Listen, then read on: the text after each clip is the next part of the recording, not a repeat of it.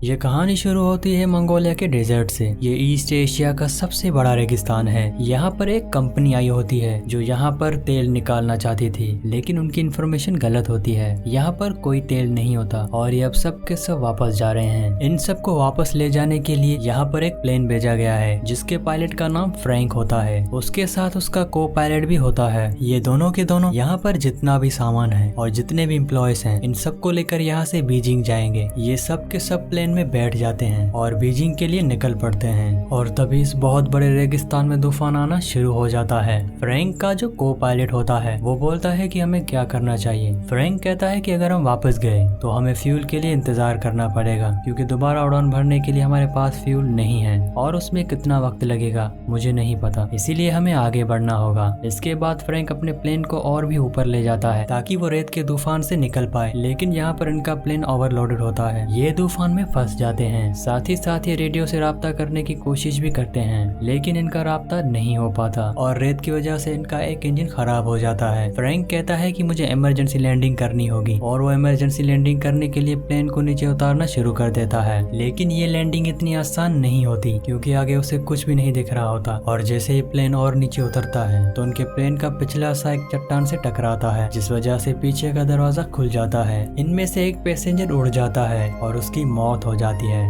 और अब इनका प्लेन रेगिस्तान में घिसटता हुआ आगे तक जाता है। और जब प्लेन रुकता है तो ये देखते हैं कि प्लेन में 2 और पैसेंजर मर चुके हैं, लेकिन अभी भी ये बाहर नहीं जा सकते क्योंकि बाहर तूफान चल रहा है। और जब तूफान थमता है तो ये दिखाया जाता है कि इनका पूरा प्लेन रेत के अंदर दफन हो चुका है, लेकिन कुछ ही घंटों के बाद रेत वहाँ से खुद ही उड़ जाती है और इनका प्लेन एक बार फिर से विजिबल हो जाता है। ये सब के सब बाहर आते हैं और अपने खाने की सप्लाई चेक करते हैं और इन्हें पता चलता है कि इनके पास 1 महीने की खाने और पीने की सप्लाई है। इन्हीं में से एक आदमी होता है, वो कहता है कि मैं यहाँ से चलकर बाहर निकल जाऊंगा। दरअसल इन्हें यहाँ से बाहर निकलने के लिए 200 माइल का सफर करना होगा, क्योंकि अब ये मंगोलिया में नहीं बल्कि चाइना में कहीं है। लेकिन इन्हें अपनी एग्जैक्ट पोजीशन पता नहीं होती और ना ही इनका रेडियो काम कर रहा होता है। वो आदमी तो यहाँ से चलकर निकलना चाहता है। वो कहता है कि मैंने मैराथन किया है, मैंने हाइकिंग ट्रैकिंग की है, मैं यहाँ से जा सकता हूँ। उसे बताया जाता है कि ये जुलाई का महीना है और रेगिस्तान में जुलाई का महीना सबसे गर्म होता है। अगर आप 1 गिलास पानी पियोगे तो कुछ ही मिनटों में तुम्हारे जिस्म में पसीना बनकर 10 गिलास पानी के निकल जाएंगे। उसे बताया जाता है कि लेकिन तुम्हें रात को रास्ता पता नहीं चलेगा, क्योंकि यहाँ पर जो पहाड़ियाँ हैं वो मैग्नेटिक है और तुम्हारा कंपास कभी भी काम नहीं करेगा, इसीलिए तुम गोल गोल घूमकर बार बार एक ही जगह पर आ जाओगे। इसके बाद उसे समझ आ जाता है कि वो यहाँ से इस वक्त अकेला नहीं निकल सकता। अब उसी रात को जब ये सब के सब प्लेन के अंदर सो रहे होते हैं तो बाहर तूफान चल रहा होता है और तभी इनमें से एक आदमी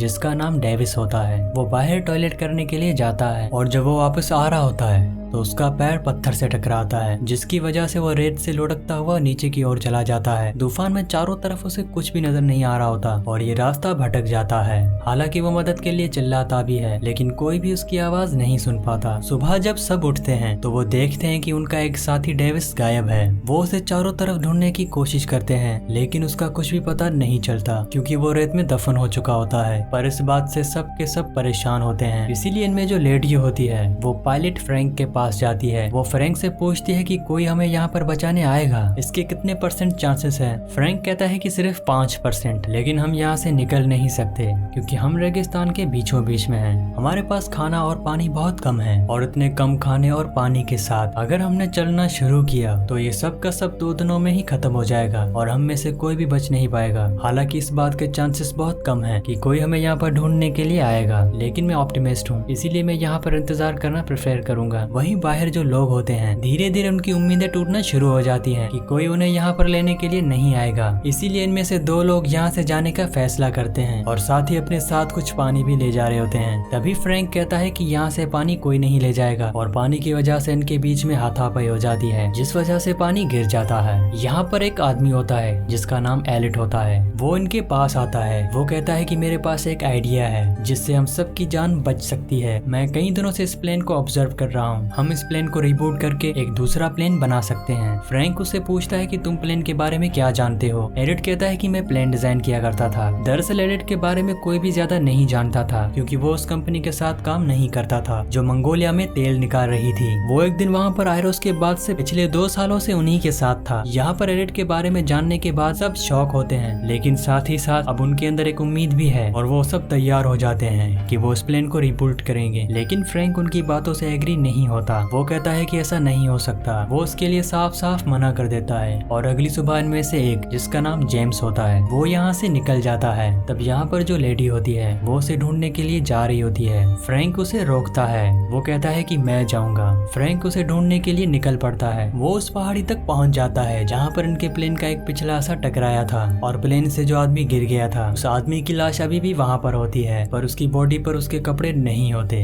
वहाँ पर कुछ गोलियों के कवर भी होते हैं। ये देखकर फ्रैंक पूरी तरह से हैरान हो जाता है और तभी वहाँ पर जेम्स आता है। जेम्स कहता है कि हमसे पहले यहाँ पर कोई आ चुका है। मैं यहाँ पर अपनी घड़ी लेने के लिए आया था जो उस आदमी से पोकर में हार गया था और अब इसके हाथ में वो घड़ी नहीं है। इसीलिए ये समझ जाते हैं कि यहाँ पर रेगिस्तान के स्मगलर आए थे जो उनके साथी के हाथ से घड़ी ले गए। साथ ही साथ यहाँ पर गोलियों के कवर्स भी होते हैं क्योंकि उन लुटेरों ने इनके साथी के जिस्म पर गोलियां चलाकर अपनी निशानेबाजी की प्रैक्टिस की होती है। फ्रैंक जेम्स से वापस चलने के लिए कहता है, लेकिन जेम्स मना कर देता है। वो कहता है कि तुम दोबारा प्लेन क्यों नहीं बनाना चाहते। फ्रैंक कहता है कि वो इसलिए क्योंकि मैं उन्हें झूठी उम्मीदें नहीं देना चाहता। ऐसा कुछ नहीं होने वाला। जेम्स कहता है कि इस दुनिया में हर एक इंसान प्यार चाहता है और अगर हम किसी को प्यार नहीं दे सकते तो हमें उसे उम्मीद देनी चाहिए। अगर हम उसे उम्मीद भी नहीं दे सकते तो उसे वो करने देना चाहिए जो वो करना चाहता है। जेम्स की बातें सुनने के बाद फ्रैंक इन लोगों को प्लेन बनाने में साथ देने के लिए राजी हो जाता है। हालांकि उसे पूरा यकीन है कि प्लेन नहीं बन सकता। ये दोनों की दोनों उस जगह पर आ जाते हैं जहाँ पर इनके बाकी साथी हैं और अब ये सब मिलकर प्लेन बनाना शुरू कर देते हैं। ये दिन में काम नहीं करते क्योंकि यहाँ पर बहुत गर्मी होती है, इसीलिए पूरी रात काम करते हैं। पर इनकी परेशानी तब बढ़ जाती है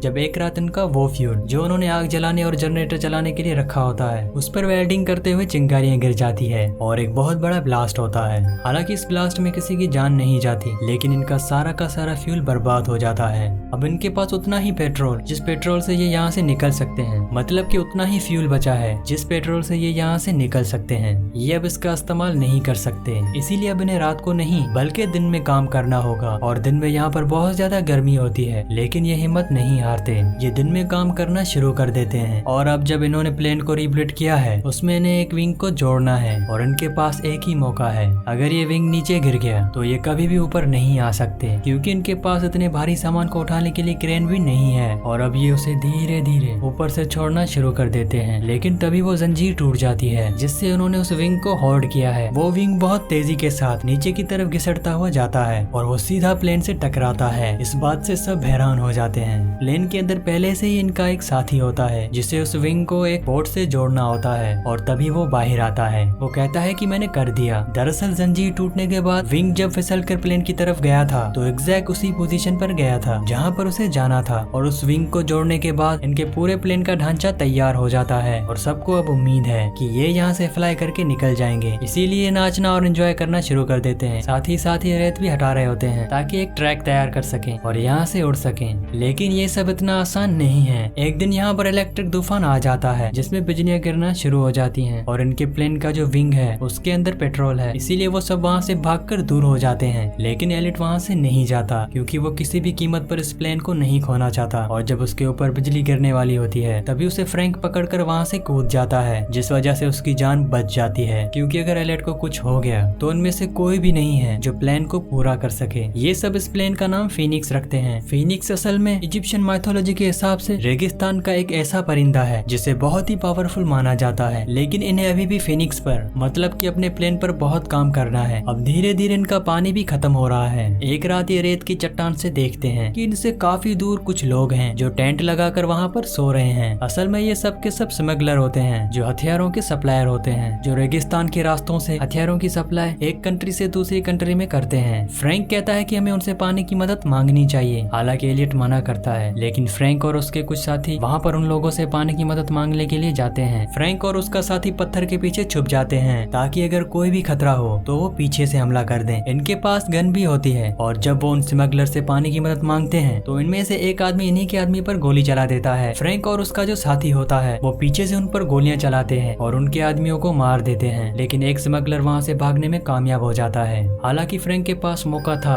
उसे पीछे गोली मारने का, लेकिन वो गोली नहीं चलाता क्योंकि वो खूनी नहीं है। यहाँ पर जेम्स इन मरे हुए स्मगलर्स में एक स्मगलर के हाथ में अपनी घड़ी देखता है जो उसके उस दोस्त के पास थी जिसकी प्लेन से गिरकर मौत हो गई थी। मतलब कि ये वही स्मगलर्स हैं जो पहले भी यहाँ पर आ चुके थे और इन्हीं स्मगलर्स ने उनके मरे हुए साथी पे गोलियां चलाई थी। मतलब कि ये बहुत ही खतरनाक स्मगलर्स थे। इनमें से एक स्मगलर बच जाता है और वो जख्मी होता है और ये सब उसे अपने प्लेन के पास लेकर आते हैं। हालांकि कुछ लोग चाहते हैं कि इसे मार दिया जाए क्योंकि इसने इनके साथी को मारा है, लेकिन फ्रैंक ऐसा करने से मना करता है और सबके बीच में आर्ग्यूमेंट्स हो रहे होते हैं। तभी एलिट उसे गोली मार देता है, जिस वजह से फ्रैंक और एलिट के बीच में आर्ग्यूमेंट्स होना शुरू हो जाते हैं। एलिट फ्रैंक को ब्लेम करता है, वो कहता है कि तुम पायलट थे, तुम्हारी वजह से हम यहाँ पर फंसे हैं और तुम्हारी वजह से हमारे एक साथी की जान गई क्योंकि मैंने मना किया था, फिर भी तुम वहाँ पर गए। और इस बात से फ्रैंक को गुस्सा आ जाता है, वो एलिट को एक पंच मारता है और अब एलिट इन सबसे नाराज हो जाता है क्योंकि उसकी ईगो हर्ट हो जाती है। वो कहता है कि मैं अब प्लेन नहीं बनाऊंगा, मुझे जितना काम करना था मैंने कर लिया, मैं यहाँ पर 10 लोगों के बराबर काम करता हूँ और तुम सब आराम करते हो। केली यहाँ पर उसके पास आती है और वो उसे कहती है कि तुम्हारे बिना हम इस प्लेन को नहीं बना सकते, हमें तुम्हारी जरूरत है। वो कहता है कि सब अगर मुझे रिक्वेस्ट करेंगे तभी मैं प्लेन को बनाऊंगा और सबको उसे रिक्वेस्ट करनी पड़ती है, यहाँ तक कि फ्रैंक को भी।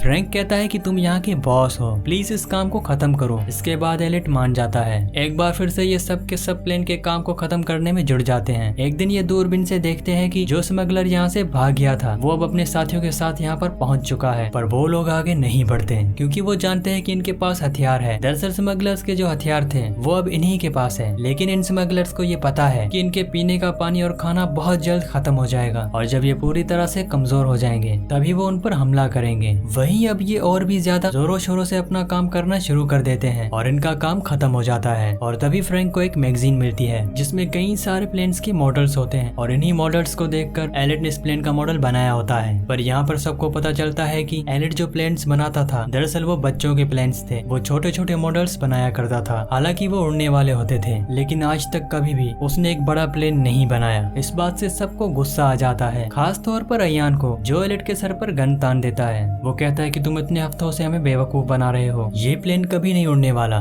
क्योंकि तुमने आज से पहले कभी भी उड़ने वाला इतना बड़ा प्लेन नहीं बनाया। लेकिन एलिट को पूरा यकीन होता है, वो कहता है कि ये प्लेन उड़ेगा। हालांकि हम छोटे प्लेन्स बनाया करते थे, लेकिन वो रिमोट कंट्रोल वाले हुआ करते थे, उनमें बैलेंस की ज्यादा जरूरत होती है। फ्रैंक अयान को रोक देता है और तभी यहाँ पर तूफान आना शुरू हो जाता है और जब हवाएं तेज होती हैं तो जो प्लेन इन्होंने इतनी हफ्तों की मेहनत से बनाया होता है वो हवा में अपने आप ही हल्का हल्का उठना शुरू हो जाता है और ये देखकर सब समझ जाते हैं कि ये प्लेन उड़ेगा। उनके दिल में जो उम्मीद खत्म हो चुकी थी एक बार फिर से वो जाग उठती है, लेकिन ये रेगिस्तान का तूफान होता है जिस वजह से प्लेन पूरी तरह से रेत में धंस जाता है। तूफान खत्म होने के बाद सब के सब हताश हो जाते हैं क्योंकि अभी भी इन्हें यकीन नहीं है कि ये प्लेन इन सबको लेकर यहाँ से उड़ सकता है। लेकिन फ्रैंक कहता है कि हम सब ने इसे मेहनत से बनाया है और इसे हम यहाँ से उड़ाकर ले जाएंगे। ये सब के सब प्लेन को रेत से निकालते हैं और खींचते हुए उस जगह पर ले जाते हैं जहाँ पर रेत नहीं होती। इसके बाद ये प्लेन को स्टार्ट करते हैं। प्लेन स्टार्ट होता है लेकिन जल्द ही बंद हो जाता है। ये कई बार प्लेन को स्टार्ट करते हैं लेकिन फाइनली इनका प्लेन स्टार्ट हो जाता है। प्लेन की इंजन का आवाज सुनकर जो स्मगलर्स होते हैं वो उनकी तरफ आने लगते हैं। वो घोड़ों पर अपनी गन्स लेकर इन्हें मारने के लिए इनकी तरफ आ रहे होते हैं। ये सब के सब प्लेन के ऊपर चढ़ जाते हैं और विंग के साथ लटक जाते हैं। दरअसल इनके प्लेन का डिजाइन ऐसा होता है कि उसके अंदर बैठने के लिए किसी के लिए कोई भी जगह नहीं होती। उन्होंने एक बहुत बड़े हवाई जहाज से एक छोटा प्लेन बनाया है और अब इनका प्लेन रनवे पर आगे बढ़ना शुरू हो जाता है। पीछे से स्मगलर्स इन पर लगातार गोलियां चला रहे होते हैं लेकिन इनमें से किसी को भी गोली नहीं लगती और तभी इनका रनवे खत्म हो जाता है। स्मगलर्स को लगता है कि ये सब मारे गए हैं, लेकिन अगले ही पल उनका फिनिक्स उस खाई से उड़ता है और वो आसमान में उड़ना शुरू कर देता है। ये सब के सब इससे बहुत खुश हो जाते हैं क्योंकि इतने हफ्तों से उन्होंने जो मेहनत की थी वो मेहनत इनकी कामयाब हो चुकी थी और इस तरह से ये सब मौत के मुंह से, खतरनाक रेगिस्तान से जहाँ से निकलना नामुमकिन है, वहाँ से निकल जाते हैं। और लास्ट में हमें इन सब की फोटो दिखाई जाती है। ये सब के सब अपनी फैमिलीज के साथ अपने काम में खुश हैं। फ्रैंक और उसका को पायलट अपनी खुद की एयरलाइंस खोल लेते हैं जिसका नाम वो फीनिक्स रखते हैं और एडिट की फोटो एक मैगजीन में छपती है जिसमें क्वेश्चन मार्क के साथ लिखा होता है नासा की नई उम्मीद, मतलब कि अब वो नासा के लिए काम करता है।